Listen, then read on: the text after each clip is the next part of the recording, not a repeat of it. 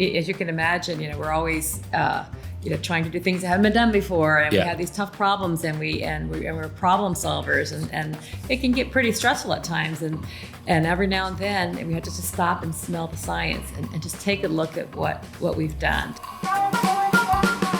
Welcome to Lives at Speak, a podcast highlighting the remarkable work of Sidwell Friends School alumni. I'm Bryan Garman, head of school at Sidwell Friends, a pre-K to 12th grade independent Quaker school located in Washington, D.C. In this interview, I chat with Andrea Johnson Razzaghi, class of 1978. We would like to congratulate her on recently being named the director of the NASA Office of JPL Management Oversight at the Jet Propulsion Laboratory. A curious explorer at heart with an engineering background, Andrea has played a significant role in many exciting NASA endeavors over the course of her career. She's worked on missions that have earned the Nobel Prize, landed an SUV-sized rover on Mars, helped to unravel the mysteries of the Big Bang, and discovered planets beyond our solar system. During the Clinton administration, the White House requested that Andrea serve as a senior policy analyst in the Office of Science and Technology Policy. In that position, Andrea coordinated the activities of the National Science and Technology Council and the President's Council of Advisors on Science and Technology. Prior to her time at NASA, she worked as a Navy contractor. Andrea has won many awards for her service to NASA and the nation, and was a 2014 recipient of the Brown University Engineering Alumni Medal and the 2020 Catholic University of America Engineering Distinguished Alumni Award. So Andrea, thank you for being with us today. It's great to have you back at Sidwell Friends. It's a pleasure to be here. Thanks for inviting me. Yeah, I am fortunate to know your family a little bit because you've all been around the school for a long time. And tell me what it was. All your siblings are so accomplished, including yourself. What was it like growing up in your household? What was the dynamic of expectation that was set for you and nurturing that was established for you there? We're a very close-knit family, and the first thing that comes to mind is we prioritize family dinner. Just the sense that we're going to all sit together every day, no matter what, and have a home-cooked meal and to talk as a family. We had a wonderful example, in our parents about family life, and my father about the strong work ethic and being a professional. He's a dentist, right? He's a dentist, yes, and education. The value of education. Our parents were both born in poverty, and to see them, take advantage of the opportunities and make sure that that they made the best out of the opportunities they had to uplift our family and end up in such a wonderful place. And your father worked right in the house, right? Well, office. He did at our first home in Washington, D.C. When we lived in Northeast, and we had a small home, and his office was on the lower level. And he would actually come up for lunch. And there was like a little buzzer. My mom, if she needed, to get his attention, she had a little buzzer that she could press. But he would come up for lunch, and we would see that example of, just him being always balancing family life and his professional life. And then we moved to Northwest. He kept his office in our old home. And I see. Okay. And had they been born in D.C.? No, my mother's from Southern Virginia, from a town called Danville. Oh, sure. She was raised on a farm, and my father is from Kansas City, Missouri. Oh, wow. Yeah. And how did he get back to the East? So my mother came up to Washington, D.C. to finish her high school education, and my father went to school in Pennsylvania, Lincoln University. Oh, sure. And the story is about how he met my mom as he was coming down to Washington, D.C. He was on the basketball team for his college, and some friends wanted him to meet my mom. They thought she would be a good match. And she came to a basketball game. And the story is there were other women there, too, who were interested in meeting my father. And then indeed she caught his eye. And he came over and gave her his hat and asked her if she would hold it while he played his game. Oh, so that's that was great. Kind of what a great story. It's like of a different time. It was. I mean, my mom was 16, my dad was 17, and they had a long distance relationship for a bit, and they got married when they were 20 and 21. And my father eventually came to Washington, D.C. to go to Howard University for dental school. Oh, that's great. Yeah. So that's how they ended up here. So you come to Sidwell when? When did you enter the school? In 7th grade. 7th grade. Yeah, after going to DC public schools. Okay. And were there, let's see, Bill would have already been here by then? He was already here. Yeah. My brother Stephen was a year ahead of me. He started also in 7th grade for him. And so what was the experience like at Sidwell Friends? What sticks out for you? It was definitely an adjustment from the school where I was before. It was very open to the students' views and opinions in a way that was a little more freeing. Yeah. There's a lot of inquiry about what the students thought about things, and more open discussion, and the introduction of the meeting for worship. Was very interesting, and something that definitely I've really come to value in life, to have that practice as part of the school tradition. It was an adjustment, and a lot of positive things that I've carried on through life. So I have the yearbook here, and your senior page. Right. Let's see if this prompts any memories for you here. Oh yes. My good friend Cheryl. Yeah. And I just felt like I did feel a certain amount of freedom. We had this beautiful campus, and that we could explore. And, of course, a lot of the things here made sense at the time that we wrote here about sort of our social life at the time. Lots of music there. You're a Santana fan. Oh, yes, definitely. Yeah. And Chick Corea. Yeah. So definitely... there are other Earth, Wind, and Fire, Jeff Beck. We have a whole lot of, so definitely a lot of concert going back in the day, and getting together, playing music, and Sidwell parties. There was definitely a social scene where we would have the house parties, and just it was a fun time. Are you a musician? I would not call myself a musician, but I enjoyed playing the piano. Let's put it that way. So that was part of your life, part of your upbringing. Right, and I would play here. I took lessons. I started in middle school. I would come up and meet with the teacher and have private lessons right here in the middle of my day.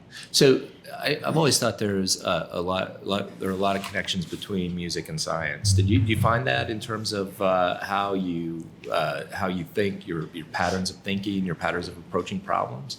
I would say yes. I mean, music is. I took music theory here too. Oh, you did? I really enjoyed that. And music is, of course, very mathematical. Right. And so that resonated with me. And one of my hobbies as an adult was teaching dance. And so, it was choreography was something that I was. Oh, really? I used to. I was a director for a dance troupe, and so that's great. Here in DC. Yeah, in the DC area, I like to choreograph and work with a group of dancers. And so again, it was that sort of that. Oh, I can understand the structure of the music and how. Yeah. Science is such a creative process, though, too, right? The process of discovery. Do you find connections there as well, or? And so one thing I think about. Discovery, I love that, that word. I think when I think about what my job is, I say forget about what the title is. Every job I've had at NASA has been about enabling scientific discovery, and so much is about the unknown and trying to fill in the blanks of what we know, with new information. And I think one of the things that's really key about that is. It's revising what you think you know based on new information and being very curious. And so I think that, the curiosity is, a big part of that. And on the engineering side, one thing about when you're having an engineering education and learning sort of the principles of engineering, things seem much more concrete. This is the equation, you put in these factors and you get your answer. But in the real world, when you're doing complex engineering endeavors, you will run into problems. Things don't always behave the way you predicted they were going to behave when you're doing a design. And you're never, ever going to get it perfect. And so one of the things about engineering is like you learn to live with less than perfect solutions. But if you were to try to get to the perfection, you would never, ever get anything done. You would not have the James Webb Space Telescope, there at Lagrange Point 2 ready to, to do its work if you were trying to get it perfect. So you have to really be creative in your thinking and get outside of that linear, or, if you just do this, you'll get the right answer. It's like, no, well, let's look a little further. Yeah. Let's, see what else might work and engage some of that creative thinking and your problem solving. I once spoke to a scientist who told me that he counts on 20 to 30, even more failures before he reaches something that he feels is worth pursuing in his research. I think about that with our kids often, and the need for resilience, the need to be able to learn from failure. What role has that played in your career? It's a very important role, and I think we still. It's an ongoing struggle too, especially at NASA, because we have such a we have such a great track record. Right. And amazing organization. Yeah. Right. It's iconic. Yeah. Right. And and we do have to. So I'll just tell a personal story. I was the assistant director for planetary science at the time that we launched and landed the Curiosity rover. Yeah. And so I got to watch that mission. Getting ready for this, for launch. Yeah, tell us a little bit about the Curiosity rover, because not everybody's going to know what that is. Oh, so it's right. I mean, this is right. So the Curiosity rover, it's going on like 10 years now since it landed on Mars. But it was, it was at the time it was the biggest rover ever, landed, on Mars, way bigger than like the Spirit and Opportunity that came before it. So you think about the difference in size. Spirit and Opportunity look like a miniature golf cart kind of size. Yeah. I have this like full scale model in my building of its Perseverance now, but it's very similar. That's the most recent one, but very similar design as Curiosity. It's like a huge Hyundai. I mean, it's just like this huge, 2-ton, rover, and it had to use this very, a system for getting it to the surface that never been used before. Yeah. And mass is everything when you're dealing with trying to launch something off of Earth. You just really have to get everything down as small as possible, but yet be able to do the job. And at this point, I knew all the general things that could happen. Like most people, there are a lot of general things that happen, but I also knew in detail all the little things that could happen. I knew all the problems that we had encountered that had to be solved, right, in order to get it there. So what we do when we're planning for something like this, and this is a big expensive mission too, is we have to plan for what we call a bad day, and it's like, and we have a whole, the comms team and everything, figuring out like this, if this doesn't actually make it to the surface in one piece, how do we talk about this? Because we have to face the reality that failure is absolutely a possibility. We do everything we can, but you cannot guarantee it. So we were, you're modeling failure. We have to model the failure. We have to, and before we launch, we have to say, well, we understand the failure posture in an acceptable way. So I mean, it's always a part of our conversation through the whole design process. We have a whole process of what we call fault analysis, all the possible failures that could happen and how they ripple through the system and how resilient is the system to this failure. So, and sometimes things absolutely do fail, and it can be really, really emotionally crushing for people who work on these missions. And You've been lucky so far. I have been very lucky. But there must be a kind of humility that you experience when you do. You're working, in many cases, responsible for people's lives, right? Yes. Yeah. How do you think about that, and how does that shape the way you approach your work? It's understanding. First of all, we are humans, and also there are emotions. There are some processes that we have in place that have evolved over time.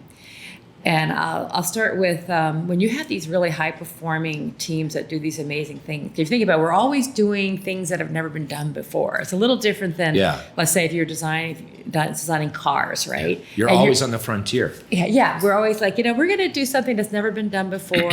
So so we can find things that we don't currently know. We need to get the answers to questions that we don't have, and we have to say we're going to do. It's kind of like this engineering, but it's 10 times more accurate.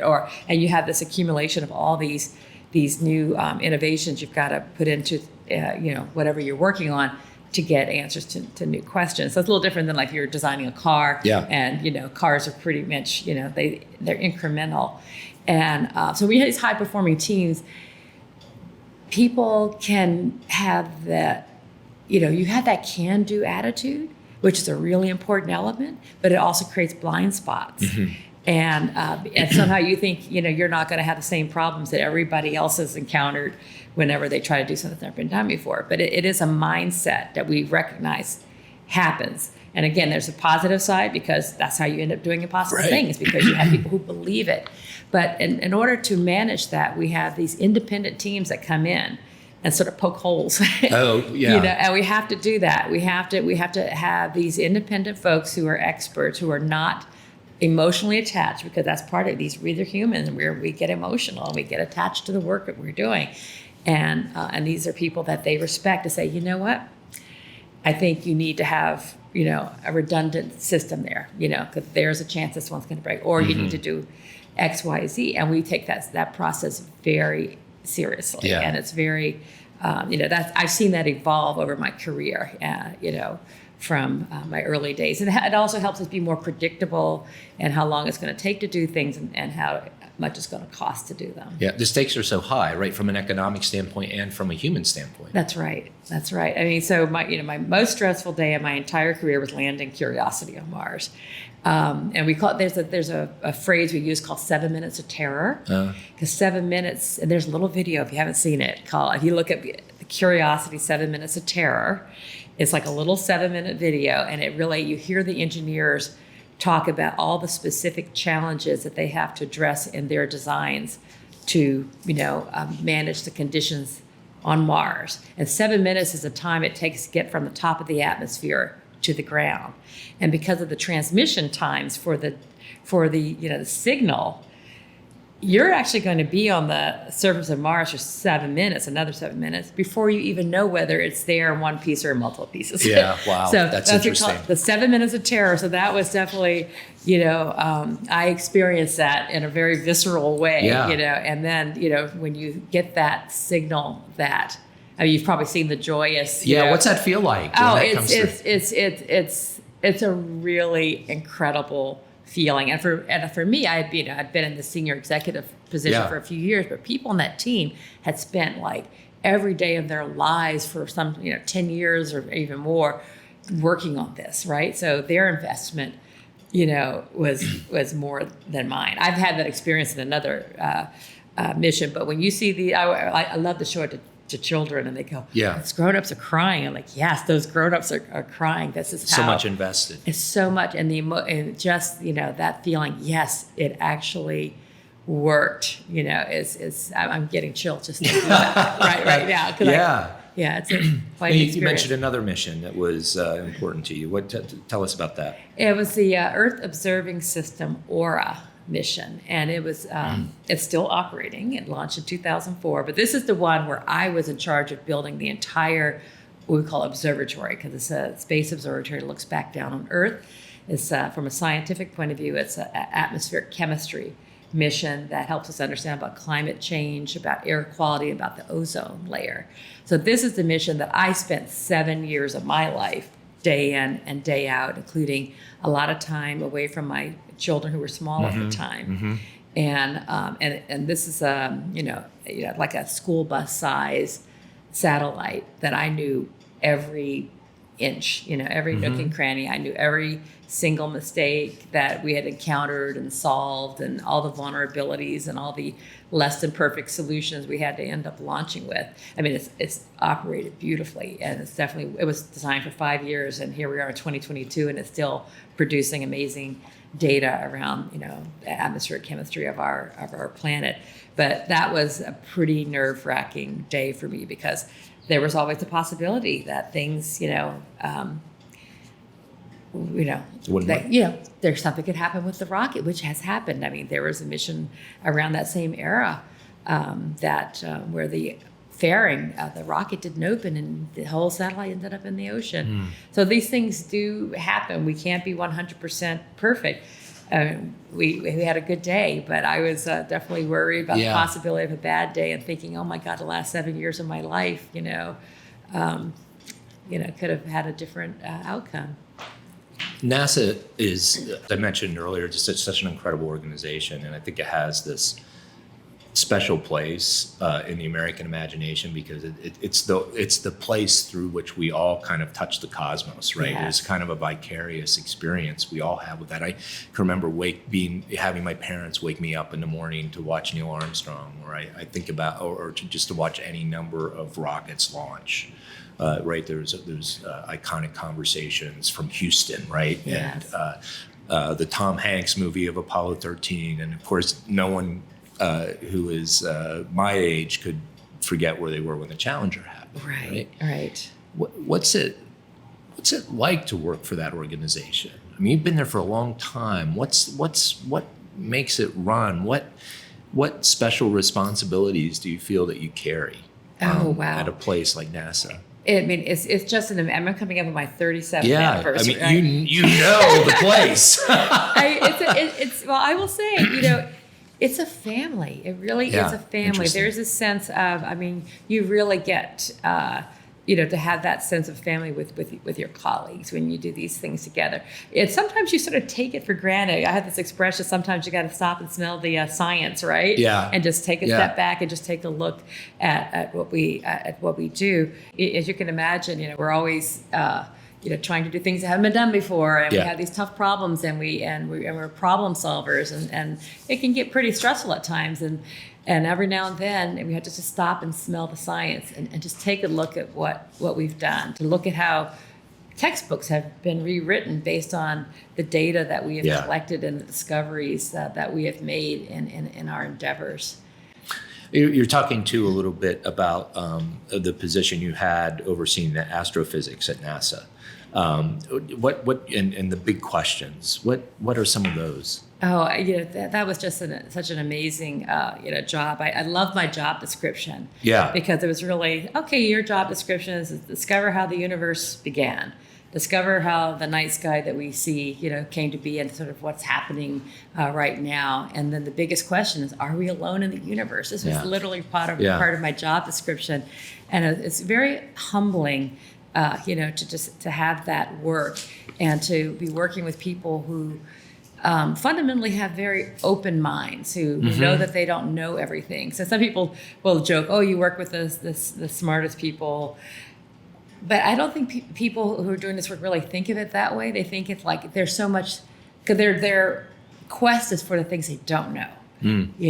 Let's figure out what we don't know, or what we need to know better, and let's be willing to revise what we think we know based on new information. This, continual curiosity and quest for discovery.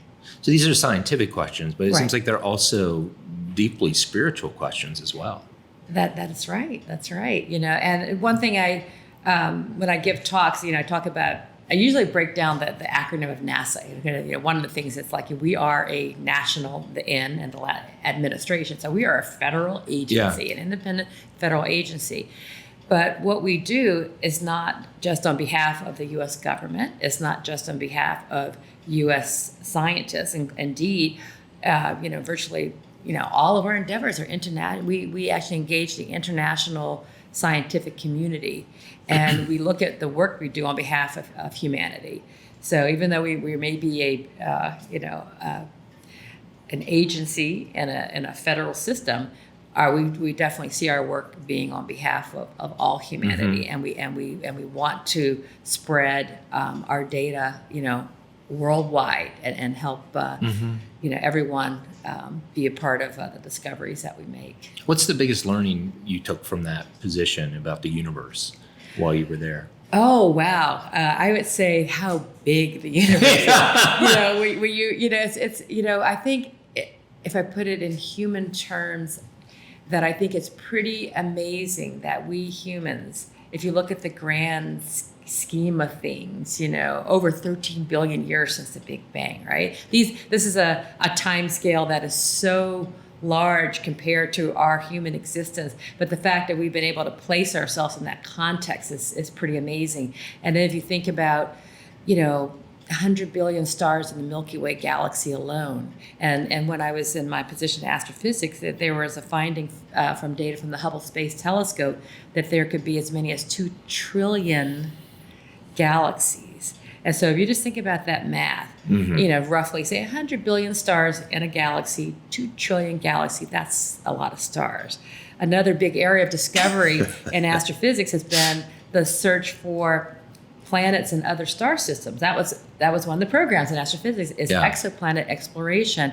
And from the Kepler mission, we know now that every star you see in the night sky has at least one planet and likely more. And we have confirmed, I think that I have a little counter in my building at JPL. Amazing. And just looking at one little tiny slice of our Milky Way, we have confirmed over 5,000, and again, this is a little slice, 5,000 confirmed planets, but we can extrapolate that and think about how many planets there are in our universe. It's just mind-boggling.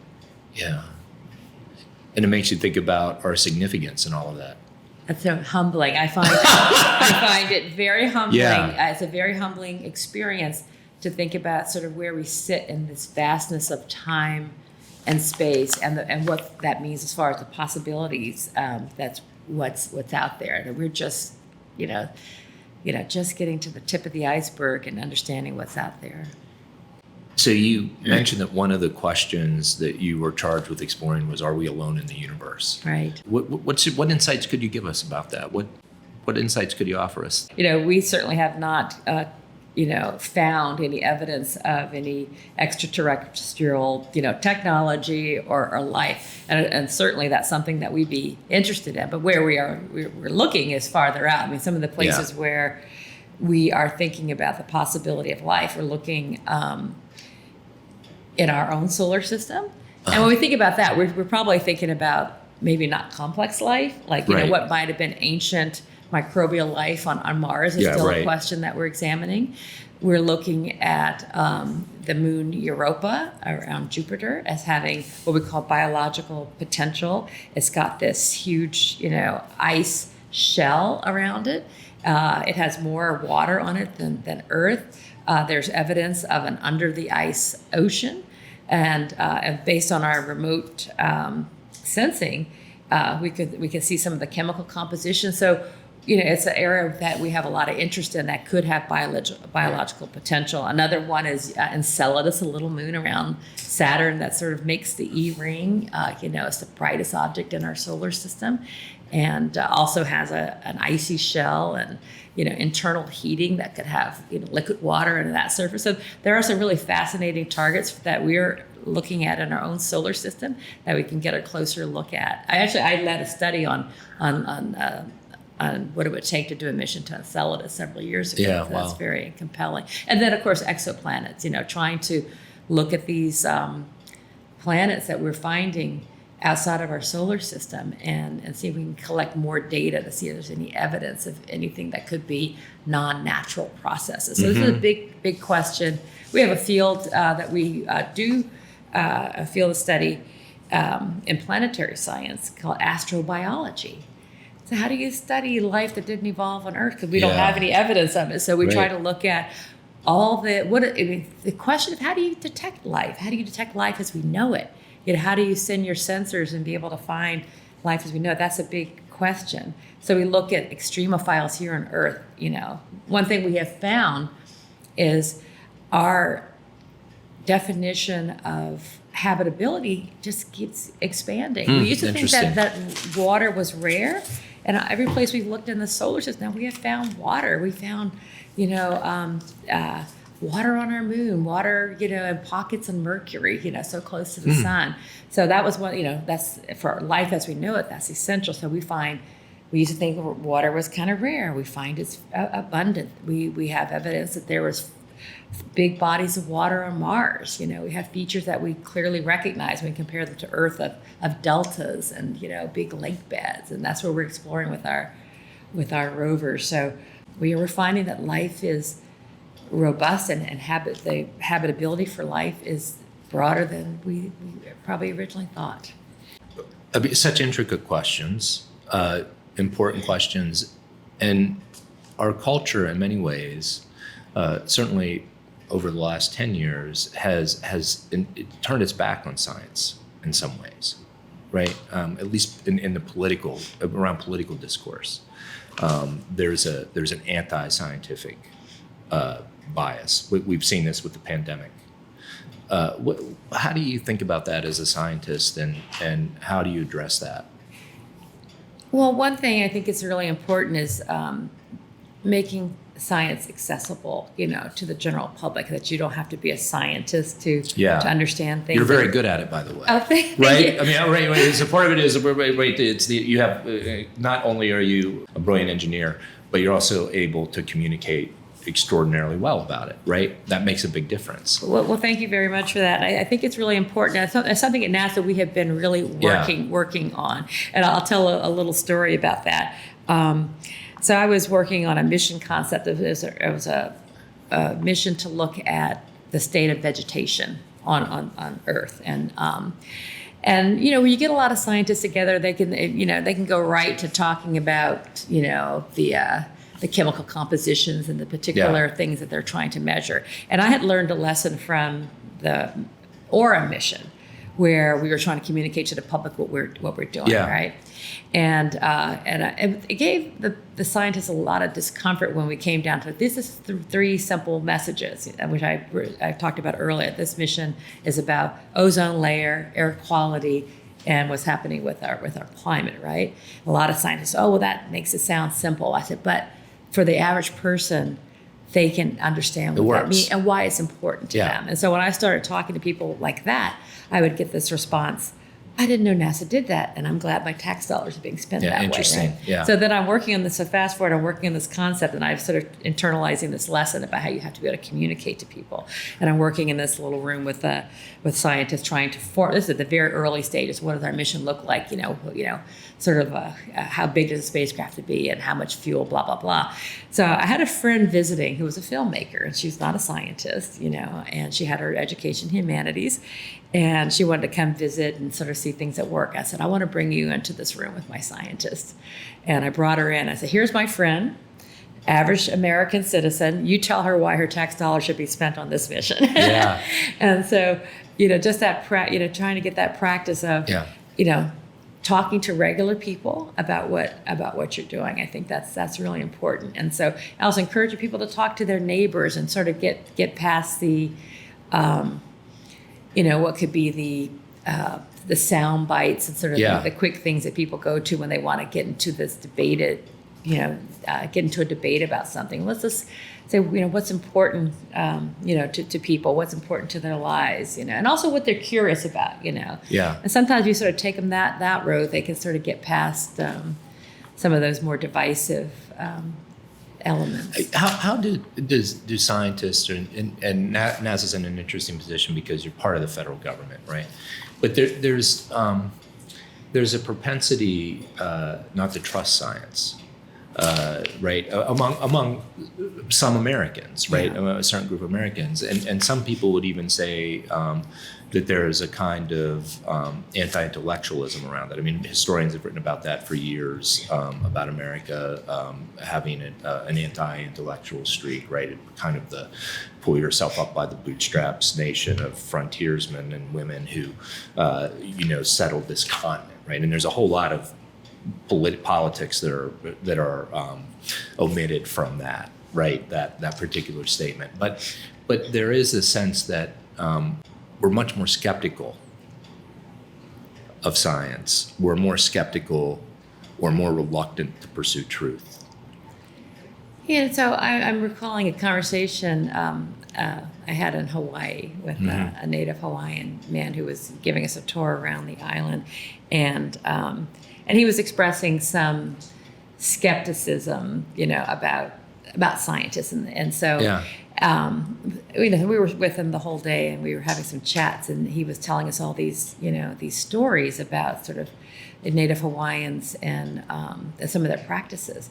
And so, for instance, he was talking about, a guy who would go out in a particular place and watch the water to see when's the right condition. I said, he's doing scientific observations. Yeah. And little by little, we're having these conversations and making it real. And at the end of the day, he was like, you know what? I have a very different thought about, this, because I always thought of the scientists as the mad scientists with the beakers, and the lab. Right. And, and he was thanking me for helping him realize that science, what he was describing were scientific observations and how they were using that information to make decisions.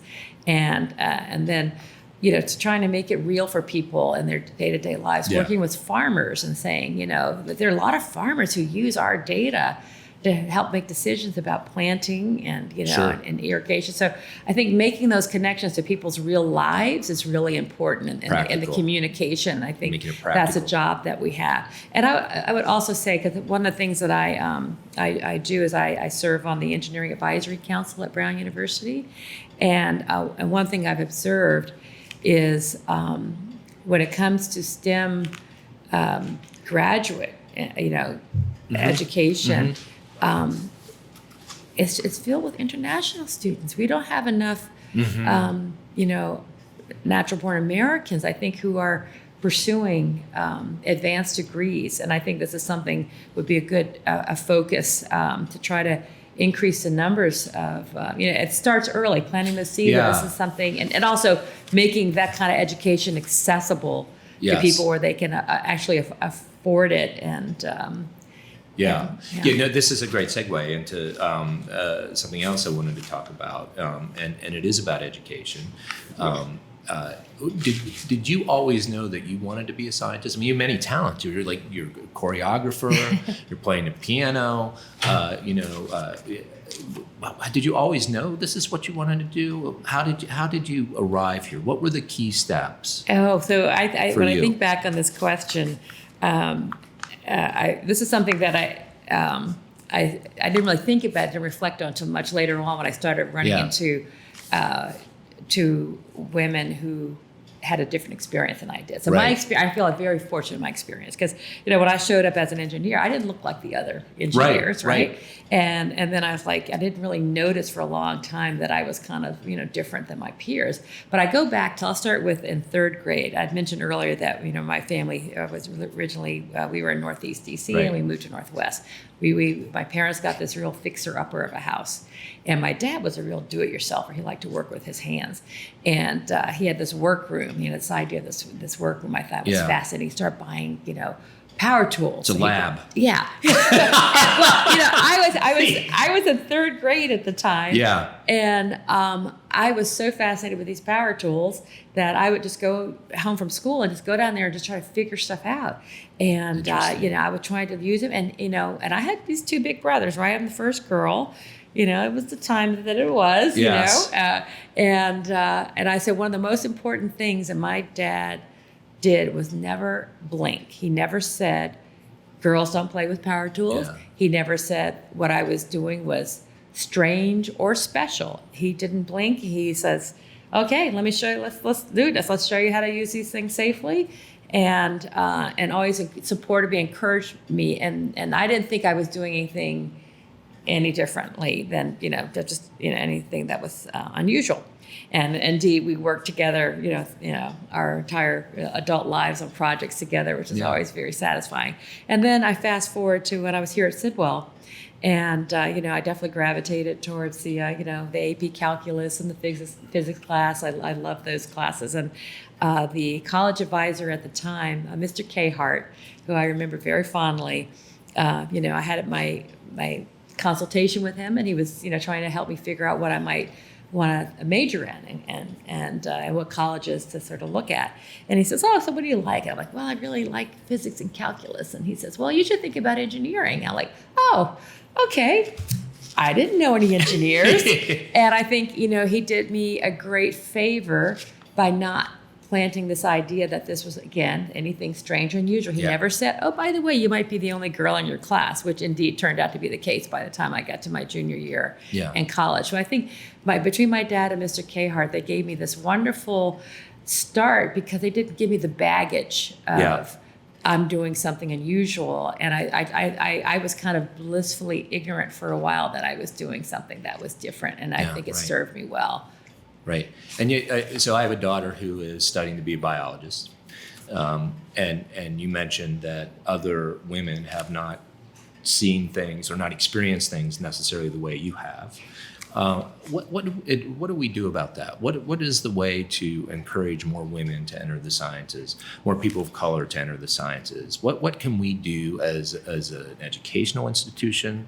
What can we do as parents to help encourage people to go into these fields? Yeah, so I think it is with, again, the not blinking. If you see, I think Right. it's definitely gotten better. Because definitely by the time Sure. I came along, I was running into women some women who just dropped out, and then others who would, who said they've been actively discouraged.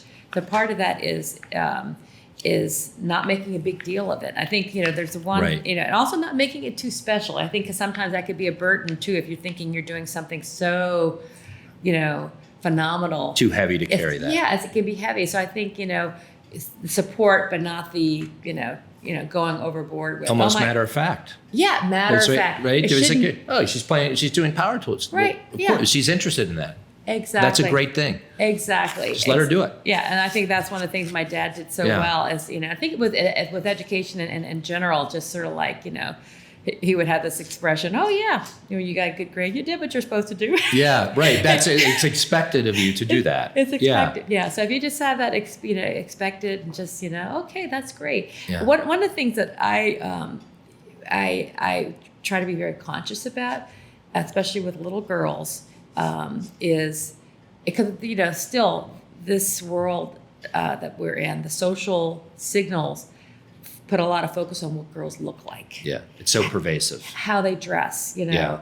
And Social media has only reinforced Oh, that. I know. I think I Right. think we were making some strides, and I think social media sort of set us back Right. in that respect. So when I encounter little girls, even if they're really dolled up, I try not to let my first reaction be how they look. Mm-hmm. So I try to go for, tell me what you're interested in. What's your favorite subject in school? And starting at an early age, those messages we send to girls that you are a lot more than what you look like, Mm-hmm. that, what you think is important, what your views are, what Mm-hmm. you're interested in, and try to get that, and the simple things you can do when Mm-hmm. they're little. And another thing is, and I ran into this at a math festival where I gave a talk, and I was talking to young girls. And, of course, the theme was math. So I tended to start with the question, what's your experience like with math, and, what math are you studying in school? And I had this little girl say to me, well, math is so hard. Mm-hmm. I'm like, yeah.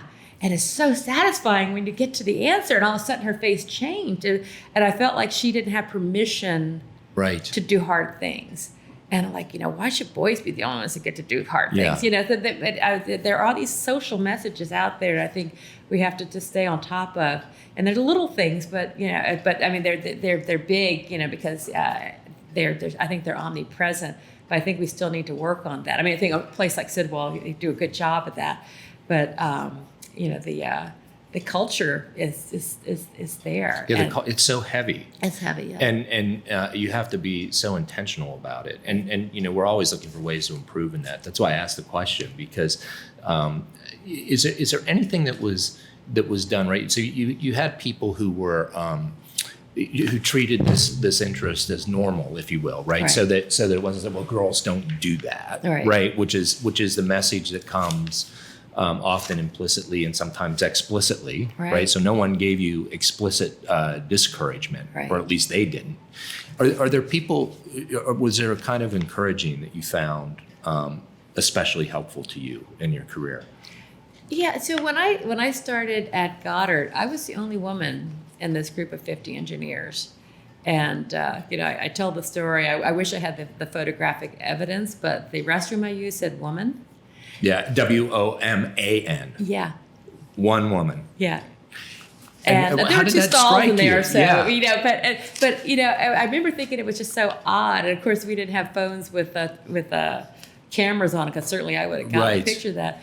But, and there were only two other people of color. Yeah. There's a guy from India and a guy from Guyana in this group. But I think what helped me is, first of all, they hired me. Right.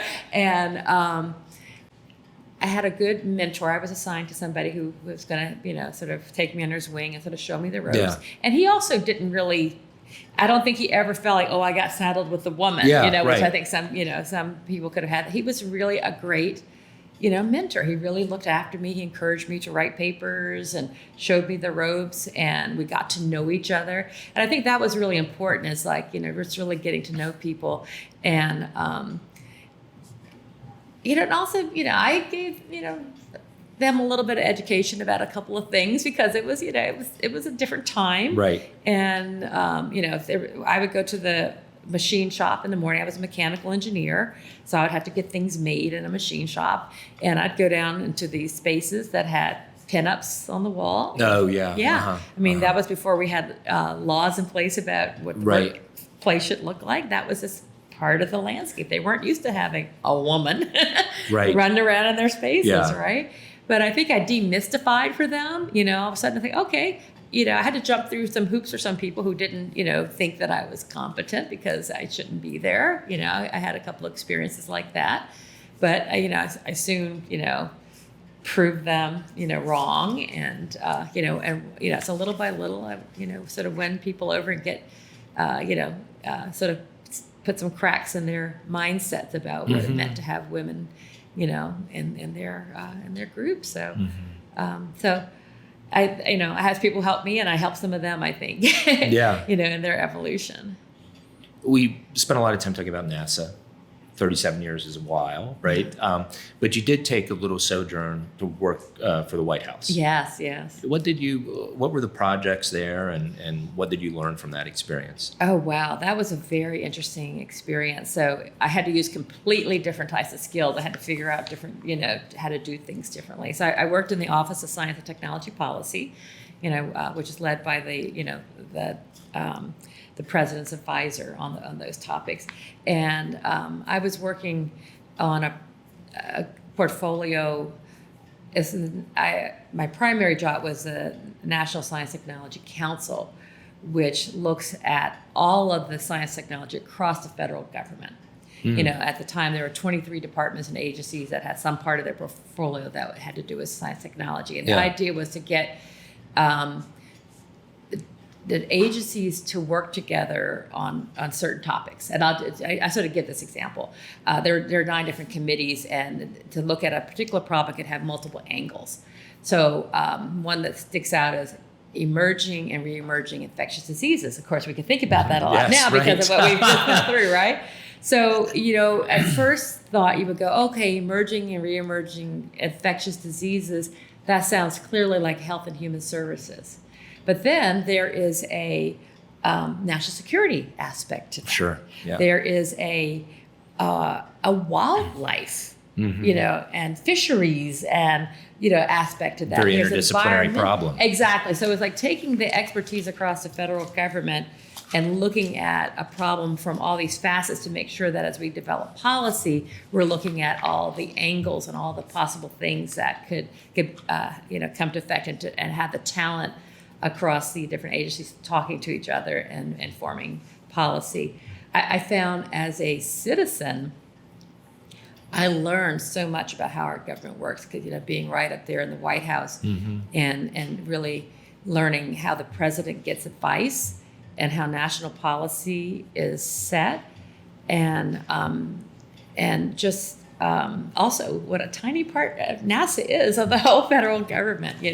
Just a little teeny, half of a penny, of the discretionary budget. So, how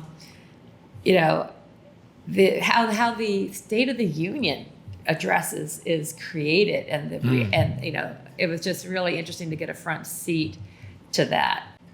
So I learned a lot as a citizen that I didn't really realize before. Very stressful environment, though. Yes, I'm sure it is. But you're used to working in stressful environments, although that's in a way maybe more immediate. It's a different kind of stress. The stress I think I felt like in the work at NASA is more the anticipation of, is it going to work, and are we solving problems? And there's just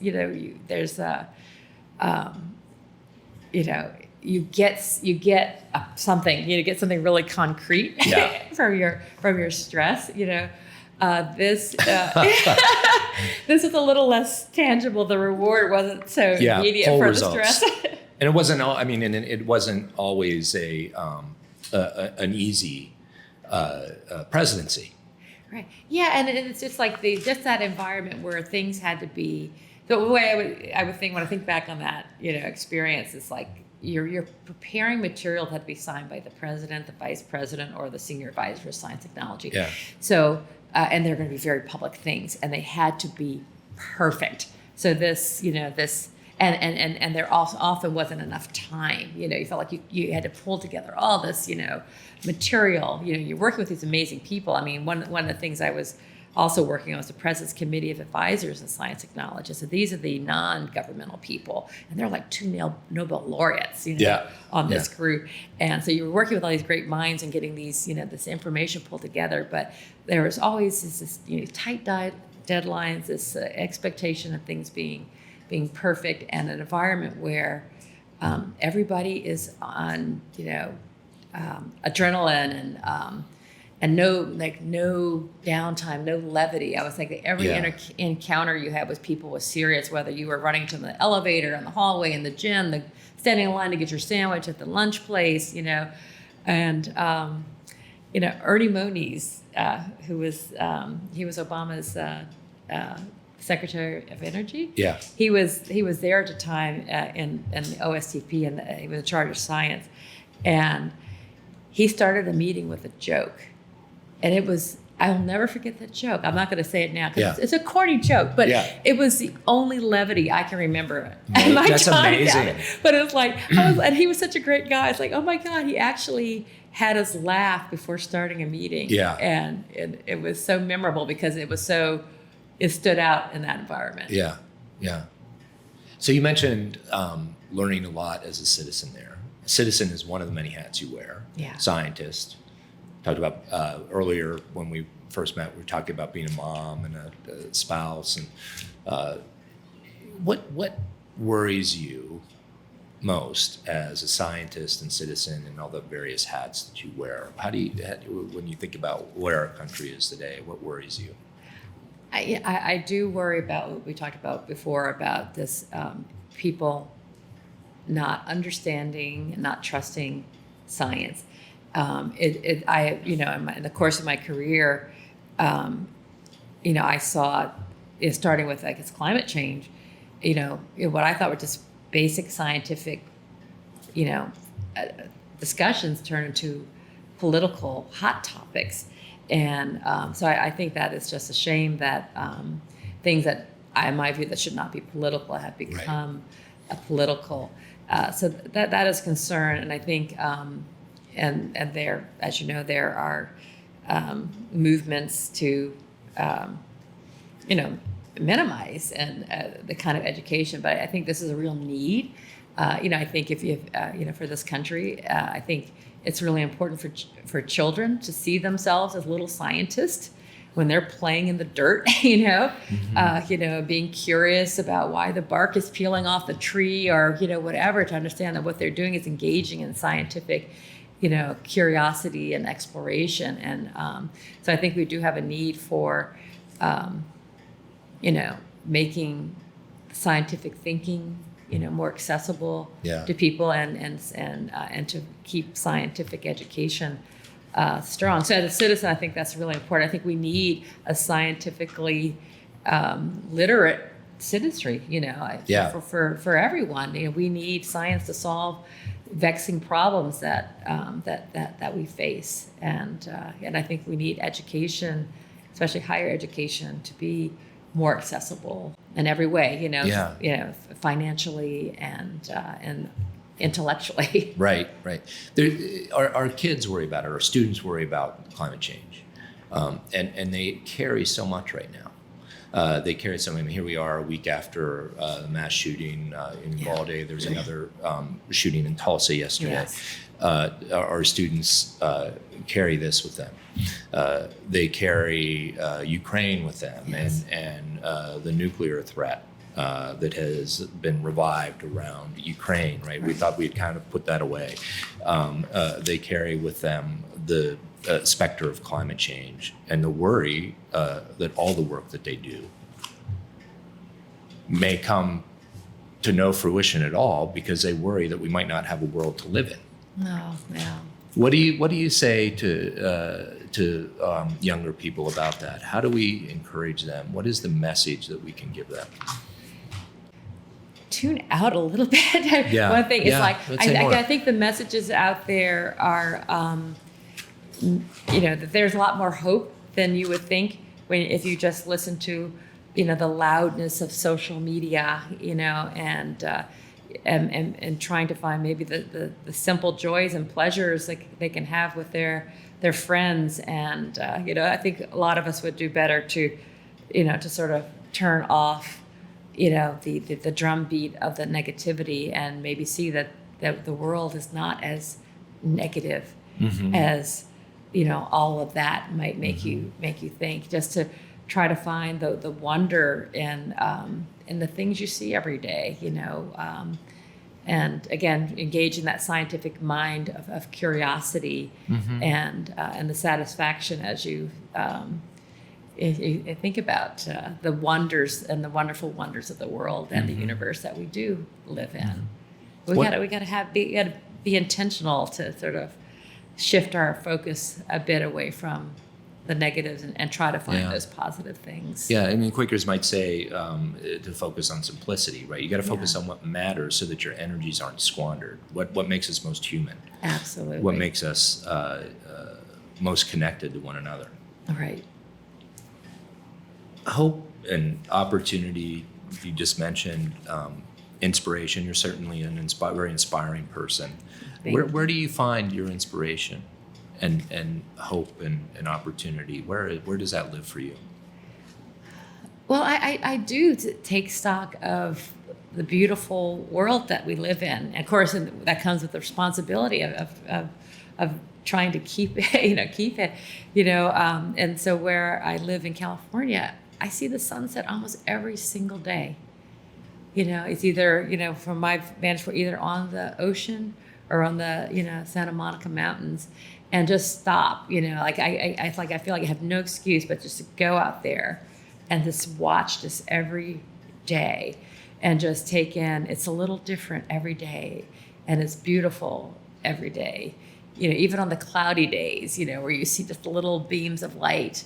And so I take inspiration from that. It's just a reminder, that, we're part of this big system, and just to watch that sunset. It's like, yep, it's reliable every day. I can come out here, I'm going to be able to see it. It's going to be majestic. It's going to be unique, and be able to take that breath in, and be happy and grateful that I'm here, and I'm fortunate to have a good life, and not to take that for granted. Yeah. Thank you. We're very grateful that you've been here today. Oh, thank you so much for having me. Yeah, It's been a great. pleasure. Well, thank you.